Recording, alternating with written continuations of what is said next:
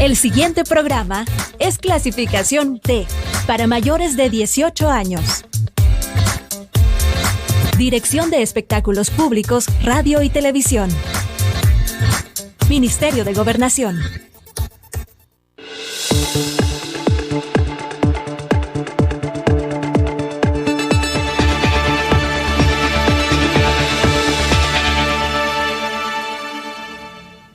Bienvenidos y bienvenidas a una edición más de Temas y Debates. Les saluda Ricardo Sosa.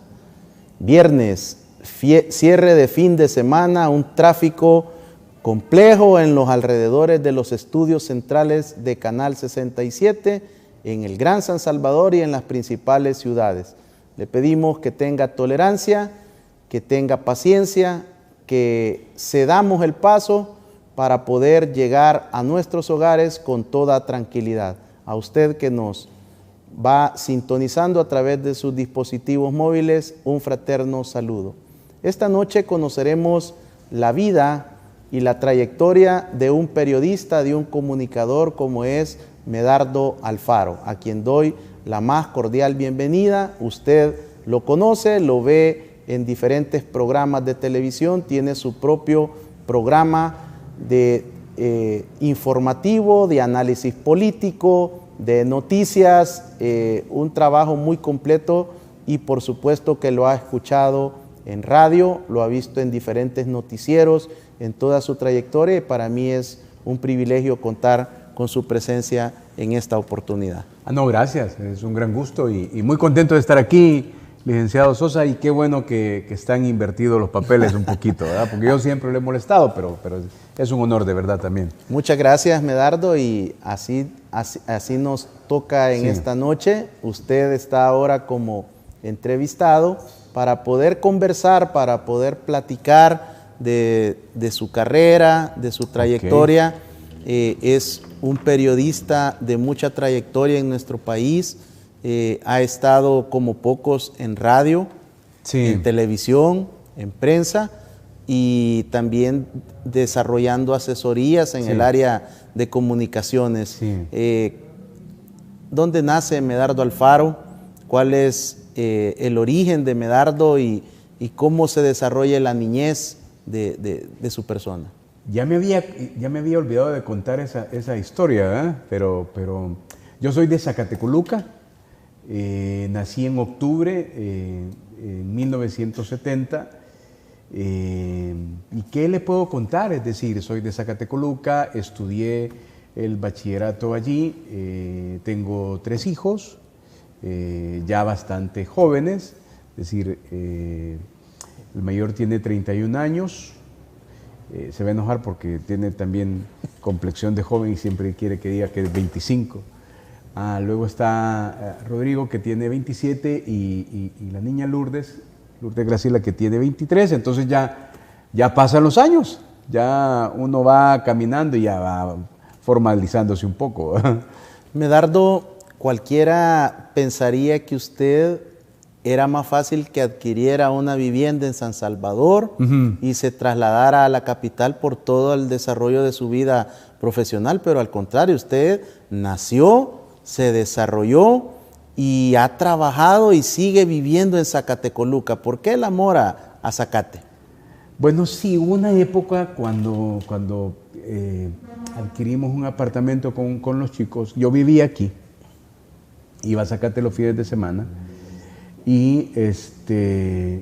pero resulta que ahí apareció esa época que me dio de quererle servir al municipio. Entonces me volví a ir allá. Me volví a afincar allá y la verdad es que siempre me gustó, es decir, a mí me gusta la provincianidad, a mí me gusta la tranquilidad y me adapté a ese trajín. Hoy es mucho más fácil, pero yo nunca lo vi como una dificultad, probablemente porque había una cosa que asociaba muchísimo y era, por ejemplo, los diputados del interior tienen que ser del interior, se supone que tienen que venir a trabajar acá y tienen que ir a hacer territorio en el interior, porque si no hacen territorio en el interior es como que estén perdidos. Entonces yo como que tomaba ese símil y a mí me gustaba y me gusta venir a trabajar acá, o ya menos, que antes, ¿verdad? Y luego me regresaba. Entonces es una cosa que yo lo veía como muy, muy tranquilo, muy natural. Nunca me pareció una cosa que fuera complicado. Y eso sí, nunca me gustó afincarme totalmente. Ese es como cuando yo antes viajaba más frecuentemente fuera del país, es decir, viajaba yo a la semana, me estaba desesperado. O sea, yo no lograba pasar más tiempo. Medardo, su juventud la desarrolla en Zacatecoluca, Sí. pero también era la época del conflicto armado. ¿Cómo vivió esa etapa usted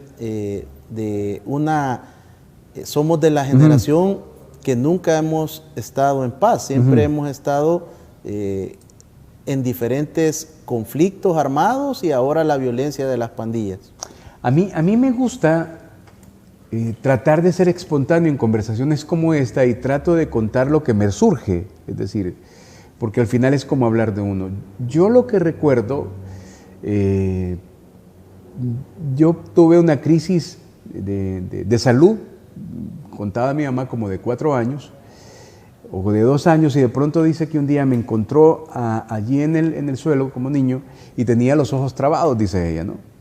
Entonces salió conmigo hacia San Salvador y en aquella época, como hoy, pero en aquella época más afincado, lo que hacía toda la gente del interior del país cuando tenía un niño de dificultad era el Hospital Bloom. Entonces siempre me traía al hospital frecuentemente, cada mes. De hecho me trajo así por espacio de 10 años, hasta los 10 años, que creo que eran que atendía yo.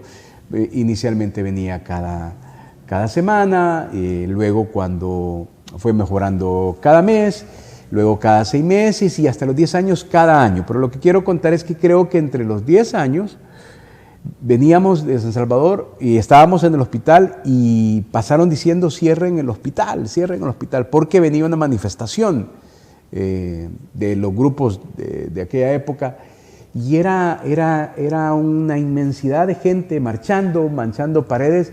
Fue la primera vez que yo veía eso, pero yo era un niño, no sabía qué era eso. Pero entonces era lo que mostraba que el país ya entraba en convulsión.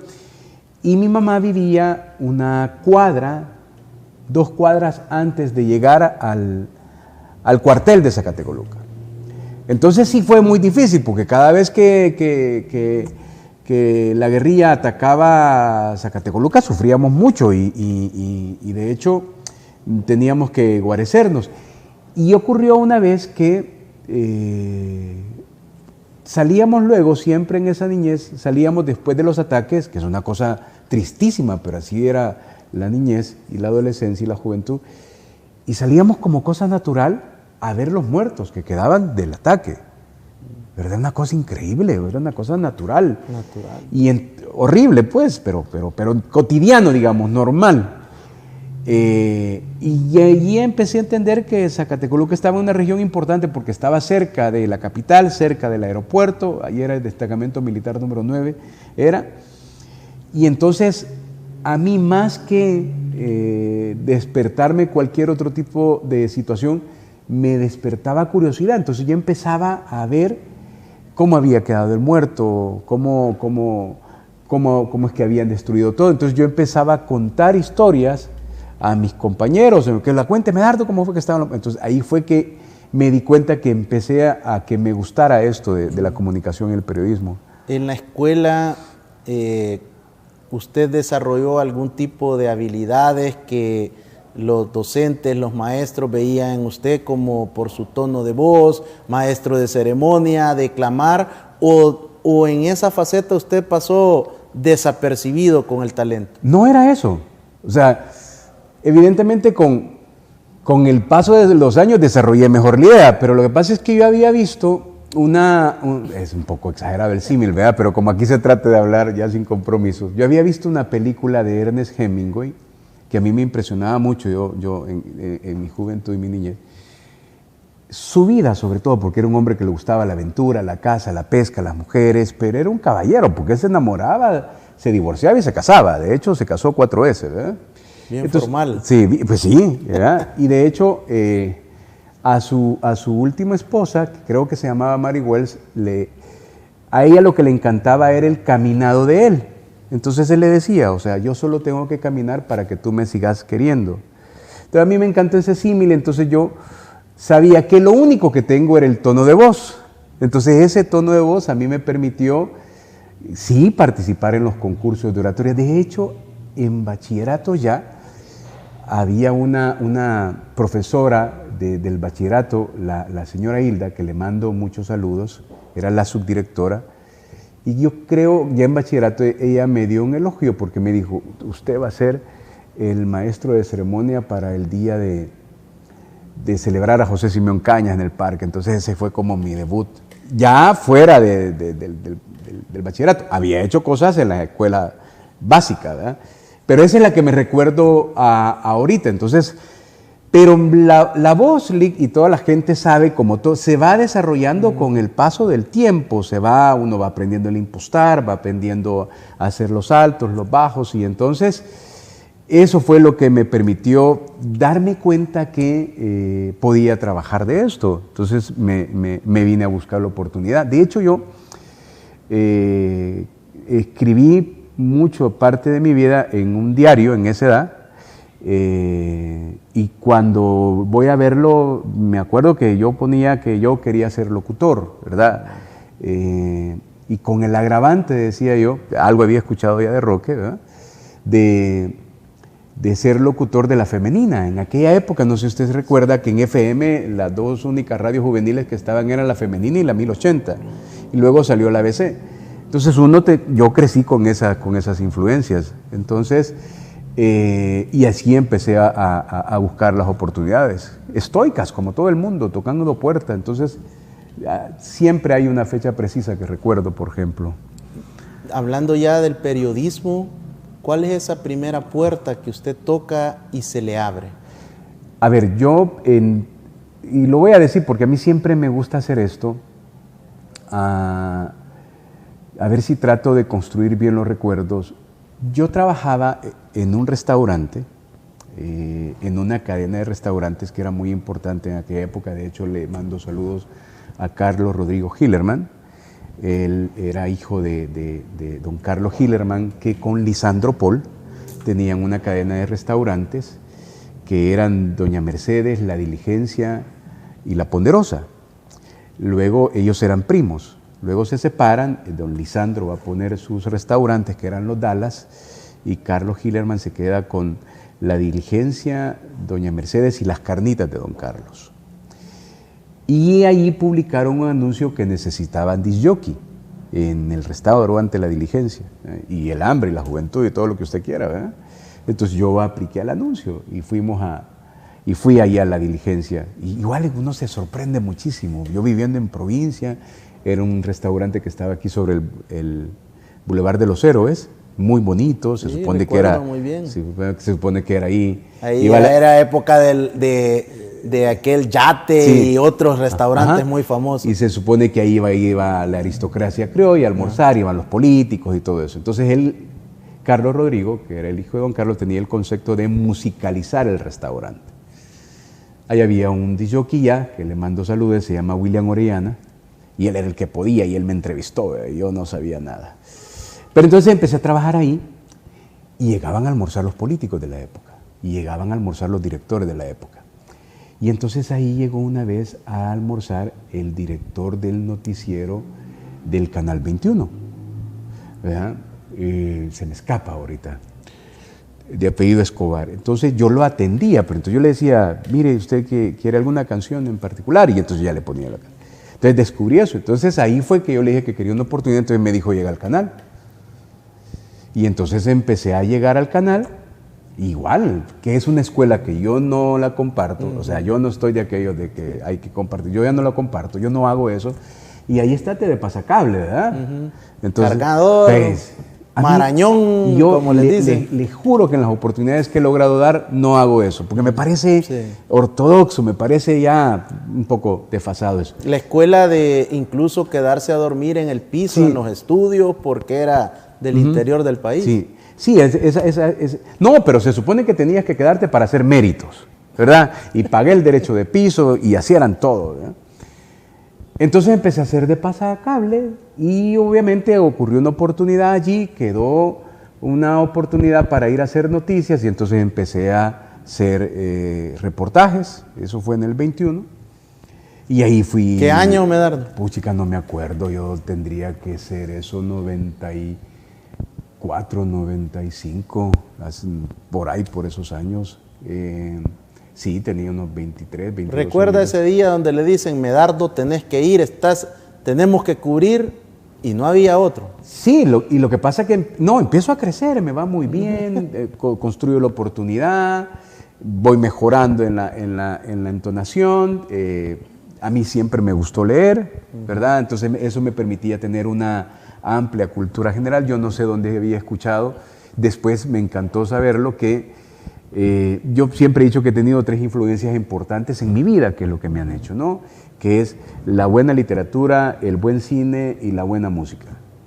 A mí eso siempre es decir, yo vivo en eso, ¿verdad? Y después leyendo a mucha gente descubrí que hacían lo mismo. Es más, después trabajé en una agencia de publicidad y el que la dirigía también hacía lo mismo. Pero entonces a mí me gustaba hacer eso, entonces eso me daba como leía, me daba un nivel cultural superior al resto de mis amigos, de mis compañeros, y me hice presentador del 21. De hecho, llegué ahí a presentar noticias con Mónica Ricardes, un saludo a Mónica por si está viendo, que era de las presentadoras más guapas e inteligentes de aquella época. Y para mí era un alto no, porque yo era un bicho y era alguien que yo ya había visto como bicho y ella ya estaba desarrollado, porque ella empezó en TCS, fue reportera de TCS, presentadora y después presentaba noticias en el 21. Y entonces después yo quise saltar el charco, porque había un símil horrible y era que después otros construyen su propio siglo, que el 21 no existía todo esto de la posibilidad de internet y todo eso. Entonces que el 21 era como Dios, existía pero nadie lo veía en aquella época. Y había que ir a TCS, que la que marcaba pauta era TCS. Entonces, estando una vez fui a tocar la puerta de TCS y me entrevistó Julio Rand, que era el director del noticiero, que en paz descanse. Pero como era tan chiquito el medio, el jefe de prensa del 21, mira, después quitan a esta persona y después el jefe de prensa llega a ser David Marciano Rivas, que a la postre fue secretario de comunicaciones de Mauricio Funes y que tristemente en este momento está procesado, ¿no?, por corrupción. Él era el jefe de prensa, entonces como él llegaba con una nueva visión, yo no hice clic con él, porque él quería llevar a su gente y yo estaba ahí, que son de esas cosas que uno entiende. Entonces me despidió, pero me despidió porque se dio cuenta que yo andaba buscando oportunidad en TCS. He ido a tocar la puerta. Claro, como todo se sabía. Entonces, cuando me despiden, yo me quedo, como dice en buen salvadoreño, sin el plato y sin la sopa, ¿verdad? Y bueno, tenía que ver cómo hacía. Pero en eso, como a los 3 meses, después de haber ido a hacer entrevistas, después de que ya tenía una hoja de vida, después de que ya me habían prestado las cámaras del noticiero, me llama el jefe de prensa que tenía Julio Rand, un saludo, se llama Walter Hernández, y me dice, ahí está ya la plaza, ahí está ya la plaza. Y empecé así en el Canal 6, en el noticiero, y entonces... igual. Reportero. Reportero. Y a mí me encantaba hacer muchísimas cosas. Y estos hábitos o esto que hacía de leer buena literatura, de ver buen cine, de escuchar buena música, a mí me abría muchísimas oportunidades. Entonces, eso me hacía construir las notas distintas, eso me hacía entender todo muy bien. Y en esa época el noticiero se creó una frase que decía el noticiero, más cerca de usted. Entonces la idea era hacer reportajes sobre las necesidades de alguien y entonces yo fui más allá. Hoy ya es una práctica cotidiana y es que si bien yo presentaba la dificultad de la persona, buscaba la manera cómo solucionarle. Entonces empecé a contar toda la historia, entonces empecé a presentar la solución y empecé a construir, a presentar el problema, mejor dicho, y empecé a presentar la solución. Entonces, el director del noticiero me empezó a decir, me gusta eso, hacerlo todos los martes. Y yo encantado. Entonces eso me permitió expandirme, pero además me permitió viajar mucho. Yo recuerdo que la mejor época era eso, porque me daban muchas coberturas en Centroamérica, en Estados Unidos, y era una muy buena época y yo aprendía muchísimo. Y hacía cosas quijotescas, increíbles. Le puedo contar una rapidito antes de irnos a la pausa. TCS designó solo a este servidor para ir a darle cobertura después de los atentados de las Torres Gemelas en Washington, ¿verdad? Y yo entrevisto a Rudolph Giuliani, yo no podía inglés, era el alcalde de Washington. Nueva York. De Nueva York, perdón. Y resulta que la que era canciller le pedí que me tradujera y a ella puse de traductor y yo saqué mi nota. Es una cosa increíble. Bueno, amigos televidentes y cibernautas, estamos conociendo la vida, la trayectoria de Medardo Alfaro. Sin duda nos deja muchas enseñanzas y es que debemos invertir en nuestra preparación, en nuestra mente, en el conocimiento, en incorporar a nuestra mente y a nuestro corazón elementos que en algún momento siempre nos van a servir.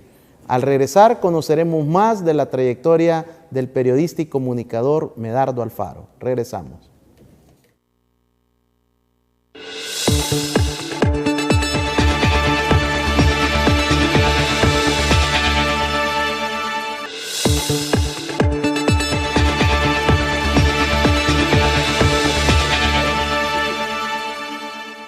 Muchas gracias por continuar en nuestra sintonía. Saludamos a todos nuestros televidentes a nivel nacional con señal abierta, el tradicional antenita de conejo, los cables Tigo y Claro a nivel nacional y nuestras multiplataformas de redes sociales. Conversamos con Medardo Alfaro, presentador de su propio programa en un canal de televisión nacional, comunicador, asesor en temas de marketing político, de estrategia de comunicación. Medardo, llegamos al momento en el cual usted ya es un periodista reconocido en una de las principales cadenas televisoras de nuestro país y cuando menos lo esperaba, sus seguidores, las personas que usted había podido ayudar con obras sociales, con reportajes, aparece anunciando que dejaba el noticiero y que se lanzaba por una aspiración política para correr por la alcaldía municipal de Zacatecoluca que finalmente ganaría. ¿Cómo fue ese paso de dejar su vida, su trayectoria por buscar una carrera política? A ver, yo creo que a mí me influyó muchísimo haber vivido 2 cuadras cerca del cuartel. Me influyó muchísimo que siempre me gustaba leer y veías y leías lo que tenías ahí enfrente. Y me influyó muchísimo esos reportajes que empecé a hacer de presentar la solución y buscar la solución a ese problema y hacerlo, entonces me resultó tan fácil. Y además estando de periodista en la escuela que yo saqué mi básica, tenía y un saludo a la Necesi, tenía una directora muy entusiasta que hoy hace un gran trabajo desde la directiva del Platense, le dedica mucho amor al Platense. Y ella me metió, porque ahí fue ella, me metió como tesorero del consejo directivo de escolar donde estudiaban mis hijos. Y yo me llené mucho de entusiasmo y para hacerlo rápido, logramos casi $200,000 de la cooperación japonesa y del FISDL en aquella época para mejorar la escuela donde yo estudié. Entonces a mí me resultó, lo vi tan fácil poder ayudarle a la gente. Y eso fue tan fácil, es decir, y estaba allí, y está allí, ¿verdad? La escuela. Entonces eso me dio la aspiración, y entonces la gente te empieza a decir, mira, vos deberías de ser alcalde, y uno se la cree. Y yo soy un hombre que cree en el sistema de libertades, o sea, si bien yo tenía una influencia modesta de mi papá, que había sido ayudante o activista de la democracia cristiana, ¿verdad? y de alguna manera había leído un poco de la democracia cristiana de los 70 y los 80, que me gusta profundamente el principio social cristiano, evidentemente. Digamos que yo me ubicaba ahí, pero en ese momento se construyó en ese partido que tenía el poder, y ahí me fui. Y es una época muy, muy importante, muy bonita, es decir, yo eso lo resumo porque hice una promesa con mis hijos que ya no. De hecho, mis hijos me manejan mis redes, entonces, mira, ya no pongas que fuiste alcalde, ya olvida eso. Entonces, en mis redes no dice eso, en Twitter no dice eso. Solo pone un comunicador. Pero no es porque haya pasado nada malo, sino porque, como yo lo resumo, es que el alcalde que yo le gané tuvo que irse a esconder, ¿verdad? Tuvo que irse a huir porque le salió una orden de captura. Entonces, pasó como 2 años el alcalde huyendo. Y el alcalde que me ganó a mí, hoy está procesado y detenido por corrupción. Entonces yo cuando veo eso, yo estoy profundamente orgulloso, porque cómo es que yo hice ese ejercicio del manejo de la cosa pública, me lo creía muchísimo, que yo tenía que hacer las cosas bien, es decir, yo no podía convertirme ni en millonario ni en nada que se le parezca en 3 años, porque sabía que iban a ser todos solo 3 años. Entonces, cuando yo veo eso, que el que le gané se fue huyendo y el que me ganó ya está preso, pues yo hice muy bien las cosas. Y en el mismo presupuesto, la misma responsabilidad. Entonces yo lo resumo de esa manera, y hoy, después de que ha pasado tanto tiempo, yo sigo teniendo grandes amigos gracias a ese contacto. Hay gente de las comunidades que me recuerda con muchísima nostalgia, porque uno hace cosas que es la responsabilidad que tenés que hacer a partir que sos el servidor.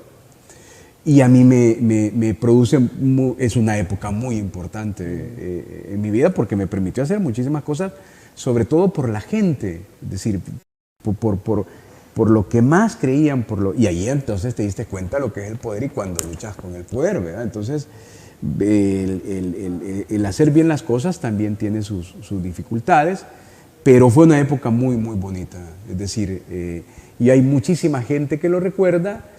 Y ahí está, ese es el mejor ejemplo. Yo estoy aquí, y eso que cuando yo perdí, esto casi ya no me gusta decirlo, el FMLN ganó todo. O sea, ganó en todo. Mauricio Funes llegó al poder, tenían todo: la Corte de Cuentas, la Fiscalía, la Corte Suprema. Y el alcalde que me ganó, de alguna manera, era una buena persona. Yo sigo creyendo que es una buena persona que se infectó con esto de la política.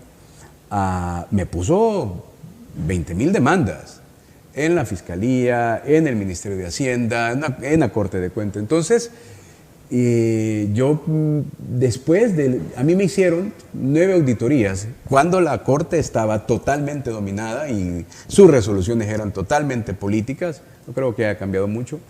Y de las 9 auditorías, 6 de ellas fueron por denuncia. Ninguna estableció faltante, ni robo, ni malversación. Yo estoy súper tranquilo, gracias a Dios.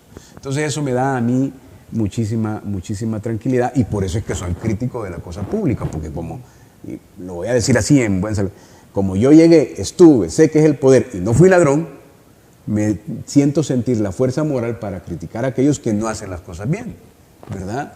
Y por eso entiendo a aquellos que de pronto llegan, están allí, unos pierden el piso, el otro no. Lo entiendo perfectamente. Esa es la parte que entiendo de tener un cargo público. Medardo, y luego de esta paso por la participación política, ser alcalde de Zacatecoluca no es menor, es una ciudad importante del país. Sí. Logra otra hazaña, cuando ya todos lo daban por muerto de la vida periodística, resurge y regresa a los medios de comunicación. Esto sí me parece también muy valiente, muy de destacarlo dentro de su trayectoria, y también de una lección de vida para muchos televidentes y cibernautas que por diferentes motivos puedan estar atravesando una situación de aparente fracaso, de falta de empleo, de cierre de oportunidades. Usted regresa a donde pertenecía, al periodismo. Sí. Y hoy dicen que estamos en uno de los programas más vistos de la televisión salvadoreña en la mañana. Mire, ¿ve? Pues lo digo porque no compito con usted en la noche. No, esa sí tiene muy buena audiencia sí. y una muy buena generación de contenido. Sí. Lo que pasa es que vuelvo al punto, ahí es donde me da pena porque me vuelvo repetitivo. Cuando yo pierdo la elección, yo me refugio en mi casa, que es un tiempo complicado, y me refugio en la literatura. Entonces me leo un libro que fue de cabecera en mi adolescencia, que yo lo recomiendo mucho, que a la gente que yo quiero mucho se lo regalo, que es Grandes Esperanzas de Charles Dickens, que es la historia de Pip. Pip es un hombre de hace 1800 en la Inglaterra victoriana. Es un niño huérfano que vive con su tía, que le trata muy mal y que establece una amistad entrañable con el padrastro, que es el herrero Joe Gargery, y narra la historia de cómo Pip, siendo humilde, tiene grandes esperanzas, porque está bien articulado, porque le gusta aprender, porque tiene sueños. Y entonces el libro narra eso, las grandes esperanzas, y cómo va construyendo sus esperanzas, cómo llega a lo alto, cómo llega a la cima, cómo llega a la aristocracia de la época, y se da cuenta que eso es vanidad. Y entonces se viene a bajar, y se da cuenta que aquí está la autenticidad. Entonces a mí eso me impactó muchísimo. Entonces, esas son mis influencias. Entonces yo me leí Grandes Esperanzas cuando perdí la elección, y ese es el libro que regalo, y la gente que se lo he regalado, que quiero mucho, sabe que lo hago por eso. Y me leí otro libro que es de un escritor estadounidense que se llama Lou Marinoff, que se llama Más Platón y Menos Prozac. Y en esencia lo que el libro dice, que cuando tú tenés una crisis existencial, lo que necesitas es más Platón, más platicar, más filosofía, más vida, más contar, que el Prozac, que es un antidepresivo. Entonces es una cosa lindísima. Entonces yo me refugié en eso. Y yo, igual que toda mi generación, soy García Marquino. Entonces yo me leí casi que todos los libros de García Márquez. O sea, usted me dice, y me gusta hacerlo porque es lo que soy. Entonces, José Palacio, su servidor más antiguo, lo encontró flotando en las aguas depurativas de la bañera. Era la manera como el general meditaba.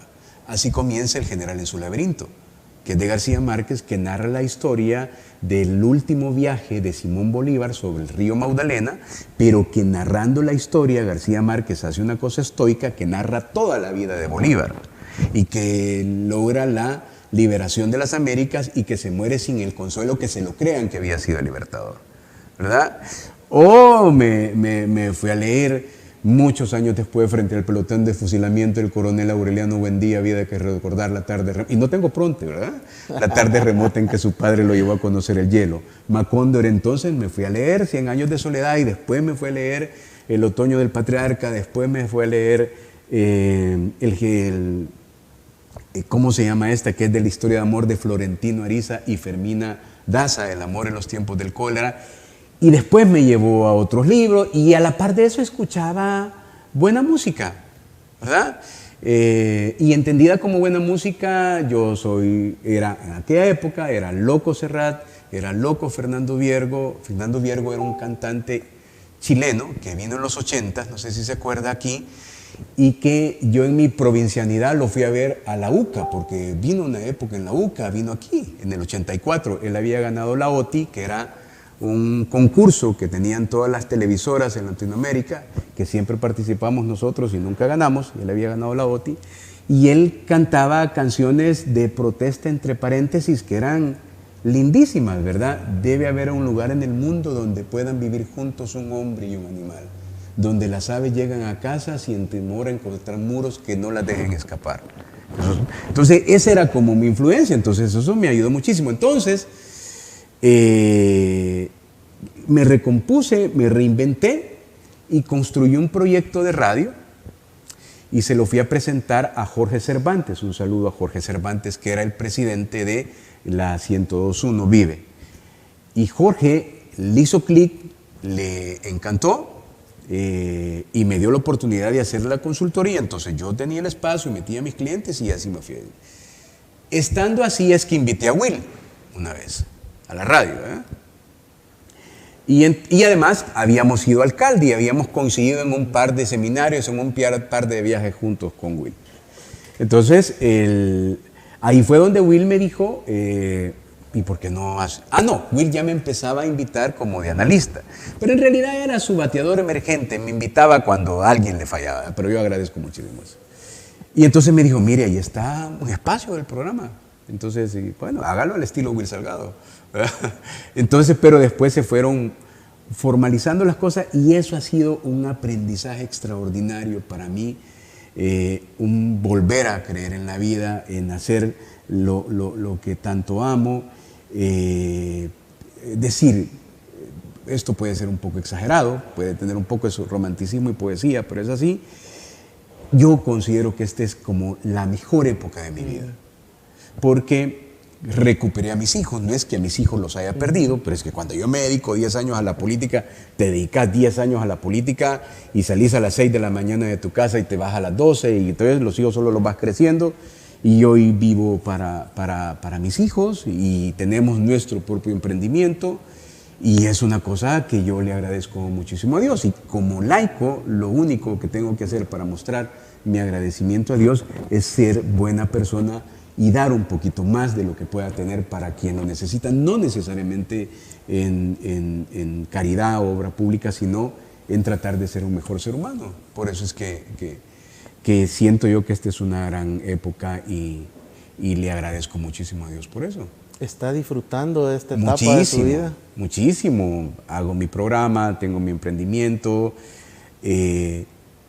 tengo lamentaciones porque intento leer y las cosas ya no se me quedan como se me quedaban antes, por eso apoyo profundamente estos dos proyectos de la primera dama de La Niñez Primero y Crecer Juntos, porque yo lo tengo vivido, que yo me puedo leer un libro, o me pude haber leído, yo me estoy leyendo 2 libros a 2 manos hoy, ¿verdad? Es decir, los tengo ahí en mi mesita de noche y depende de mi estado de ánimo, pero no se me queda como que los que yo me leí en mi adolescencia.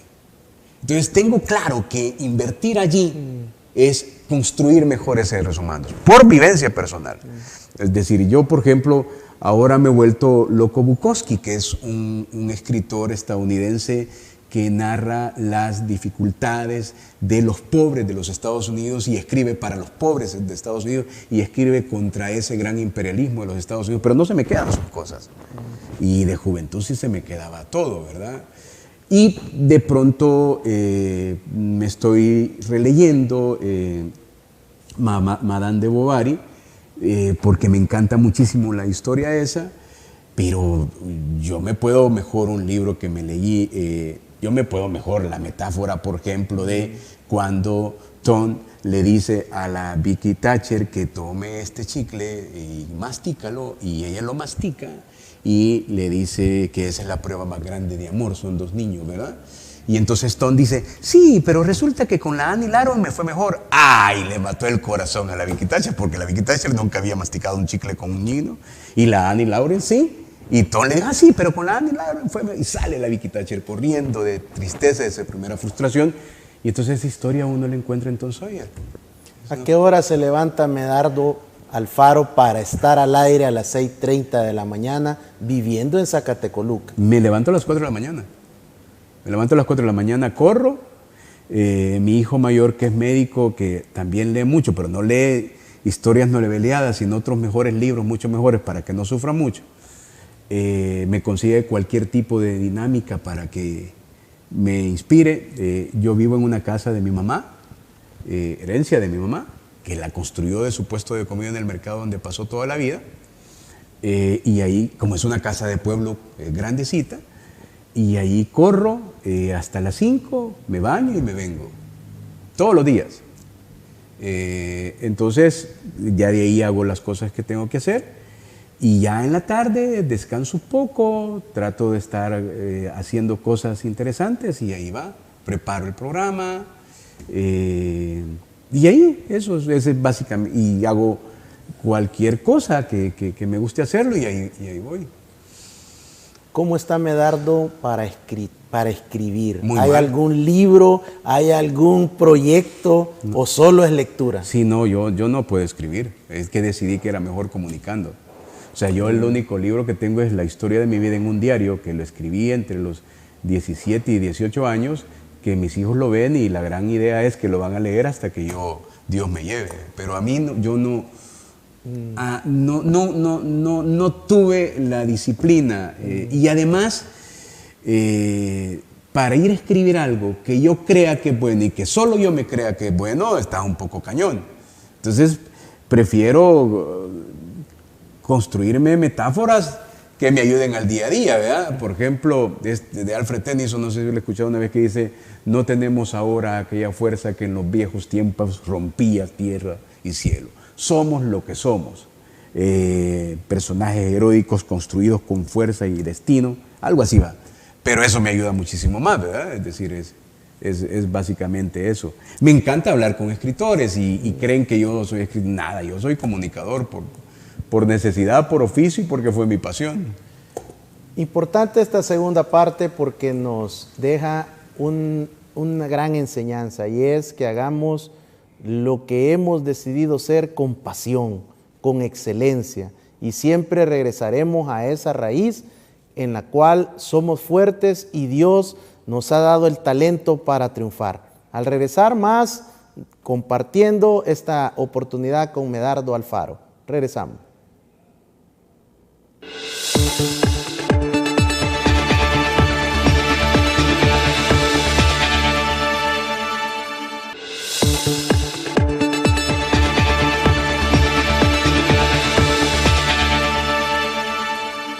Medardo Alfaro es mi invitado en esta oportunidad, periodista, comunicador, un hombre con trayectoria en diferentes medios de comunicación, ha trabajado y continúa en televisión, ha hecho radio, ha hecho prensa, reporteo, y por supuesto que es un rostro que ha figurado en las diferentes décadas en el periodismo salvadoreño. Medardo, leer no es fácil. Como país no tenemos esa cultura, ese hábito.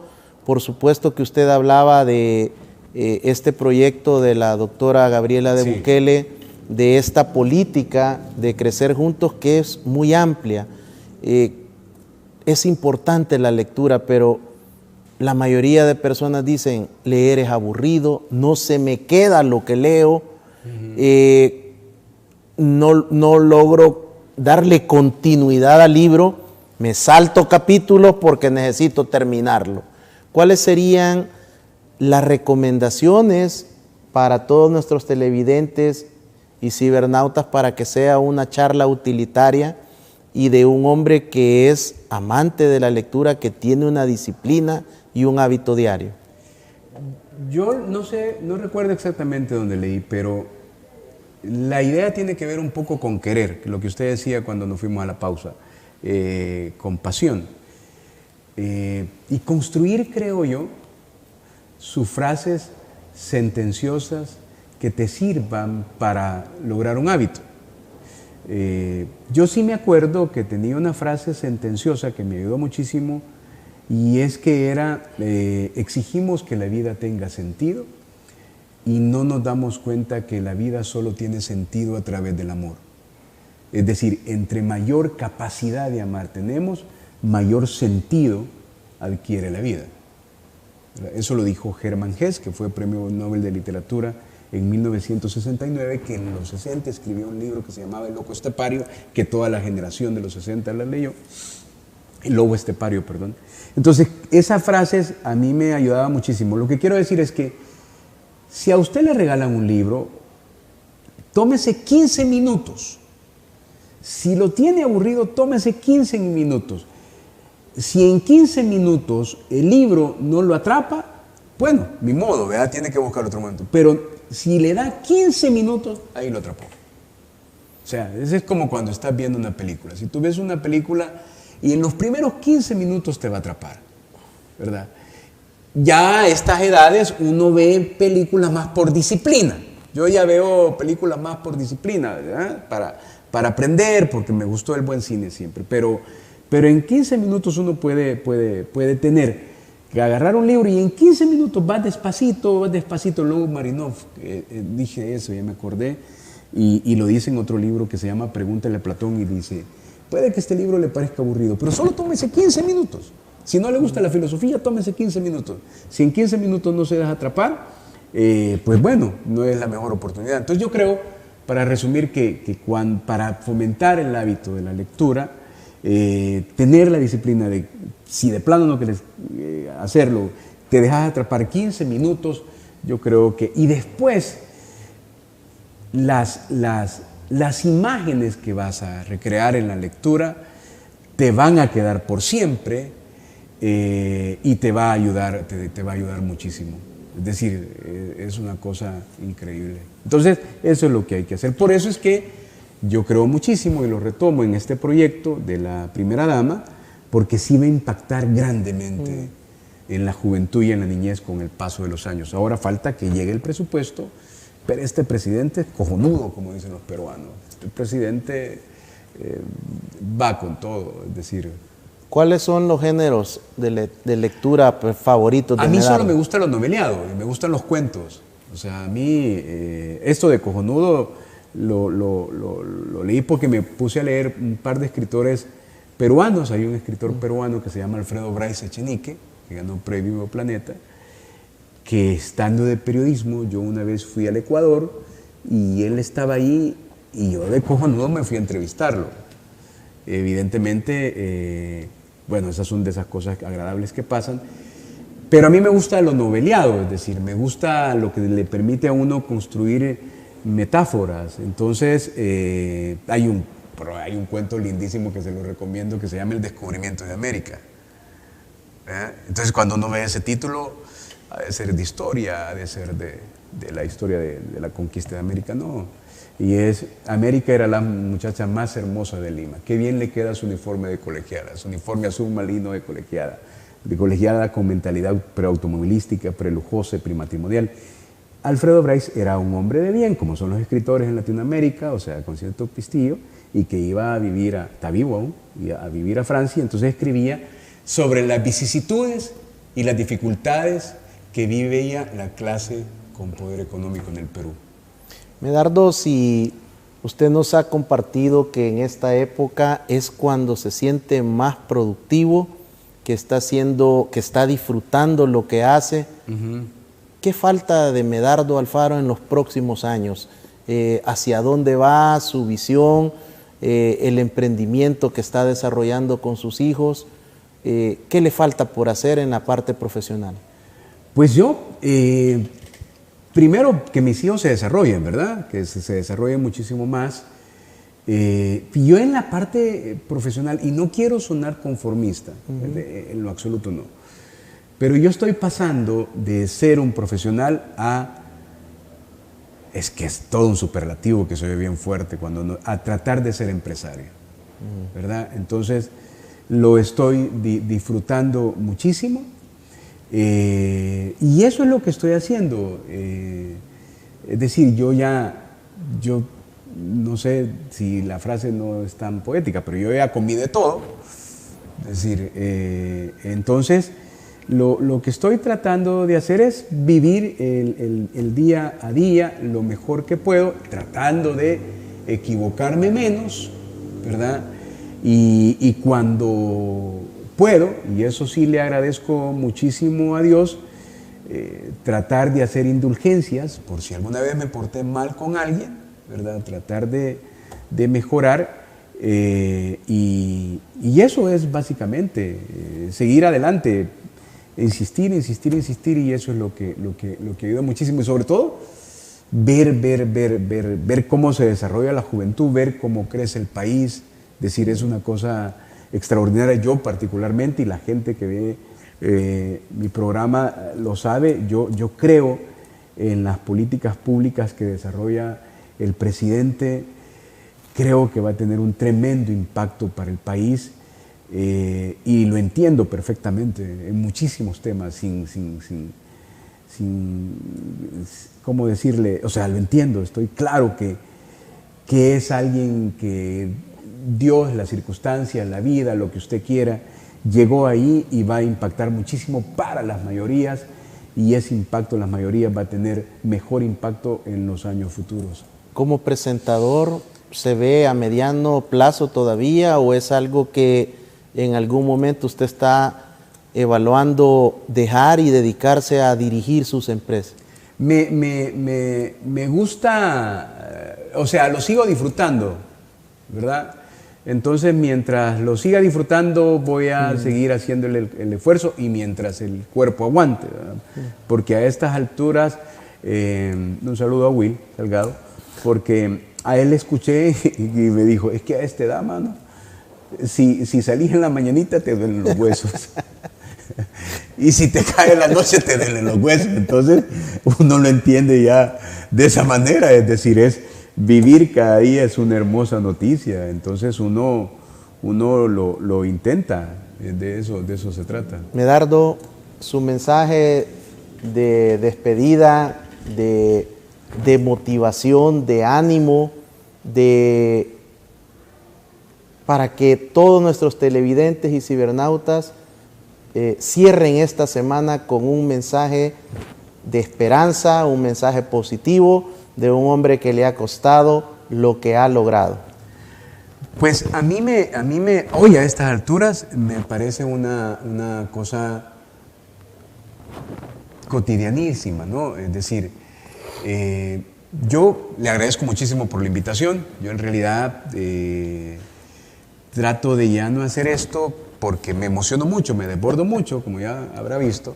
Y si me tomo un whisky es mejor todavía, ¿eh? Entonces, solo uno o dos, porque le escuché a Rubén Aguirre, que era el profesor Girafales, que una o dos copitas estimulan, ya lo demás atonta, entonces trato de no atontarme. Entonces con uno o dos ya uno está súper tranquilo. Bueno, pero el mensaje que les daría yo es que vayan tras sus sueños, que empujen, que lean mucho, es decir, que lean muy buena literatura, que lean muy buenos, que vean muy buen cine, que escuchen muy buena música, que lean a los clásicos. Probablemente mis clásicos sean distintos a los clásicos de un chico que ahorita tiene 20 años, porque le pueden decir estos son clásicos, bueno, que los lean. Y yo me quedo con una metáfora de un clásico, o sea, Plinio y Puleyo Mendoza, que era compadre de García Márquez, escribieron a dos manos un libro que se llama El olor de la guayaba. Y en realidad es un libro de entrevistas. Y en El olor de la guayaba, Plinio le dice a García Márquez, ¿cómo hiciste para ganar el Nobel? Y entonces García Márquez le dice, yo lo único que tenía era empujar. Eso es lo único que tenía que hacer. Entonces yo me quedo con esa metáfora que lo que hay que hacer es empujar en lo que esté haciendo, porque al final eso da resultados. Y lo otro es morir en el intento. O sea, uno tiene que morir en el intento. Sí tiene que morir en cualquier momento. Medardo, muchas gracias por haber aceptado mi invitación, por compartir parte de su trayectoria de vida, los consejos que nos ha generado en esta oportunidad. Deseamos que Dios le bendiga, le siga prosperando y que se cumplan todos estos sueños para usted, para sus hijos, para sus empresas. Gracias. Y si dije una cosa que no estaba bien estructurada, ahí discúlpelo, ¿verdad? Pero no, gracias, Lick. De verdad que yo también le admiro muchísimo a usted por su conocimiento, por su sapiencia en términos, sobre todo en esto de seguridad, de criminología. Nos ilustra muchísimo porque entonces uno ve a la persona, al profesional, estudiando, aprendiendo, documentándose. Y yo respeto muchísimo eso. Porque invitar a un fanfarrón, invitar a alguien que hable por gusto, invitar a aquel que copie y pegue, a veces tenés que hacerlo, ¿verdad? Pero no es como cuando disfrutás una conversación que sabes que le estás dejando algo a la audiencia y de eso se trata. Así es que gracias y que el Señor les bendiga a todos. Ha sido Medardo Alfaro. Me despido con una porción de la Escritura que dice, tocad y se abrirá, haciendo relación al consejo de Medardo que nos dice a través de esa literatura que hay que empujar y empujar. Persista, insista, Dios le va a responder. Hasta la próxima, bendiciones.